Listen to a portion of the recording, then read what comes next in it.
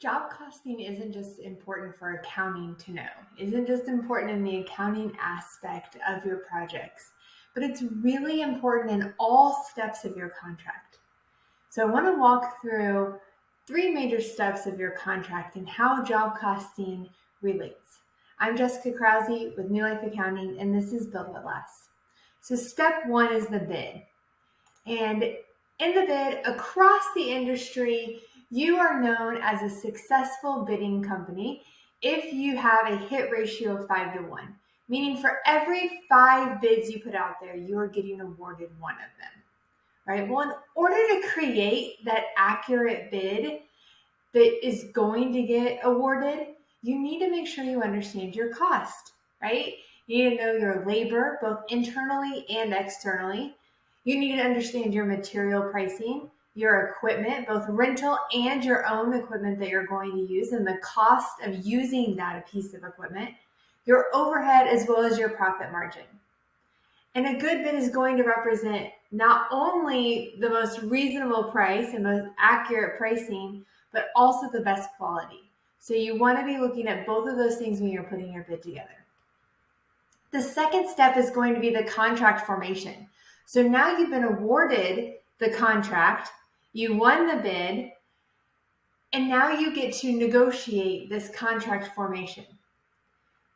So you have to understand your risks in the contract and the cost of those associated risks to be able to negotiate correctly and effectively.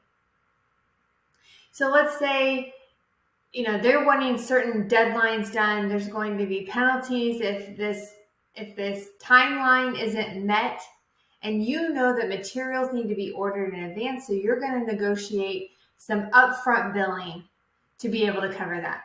Maybe in your contract, there's some piece of your scope of work and you aren't able to test the soil or what is under the ground.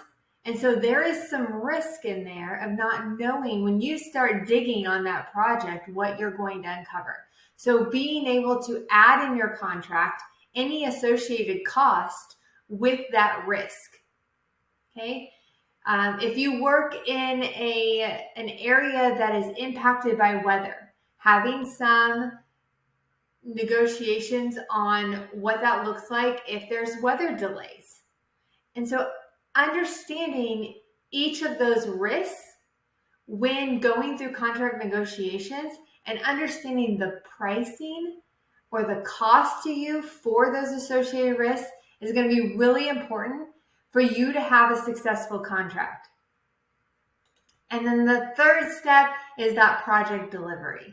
And of course, while we are going through the project, we really want to make sure that we are understanding our costs. So there's big picture view, a few things that are really important once you get awarded the project is that handoff meeting. Number one, between the estimating team and the project manager, making sure that we have good communication between both sides and we are getting that buy-in on the project management team for how the estimator bid that project. We also want to create a schedule and allocate all of our resources that we are needing to have and use on the project by that schedule, and then turning our estimate into a labor and cost budget. So those are some big things that we want to make sure are happening at the beginning of our project. And then throughout the project, we're going to be monitoring various areas. We're going to be monitoring that schedule, making sure that those tasks are being completed on time, making sure there's nothing that is coming up that is outside of our control or outside of our scope that we can go get a change order for or that we need to communicate down the line for that schedule.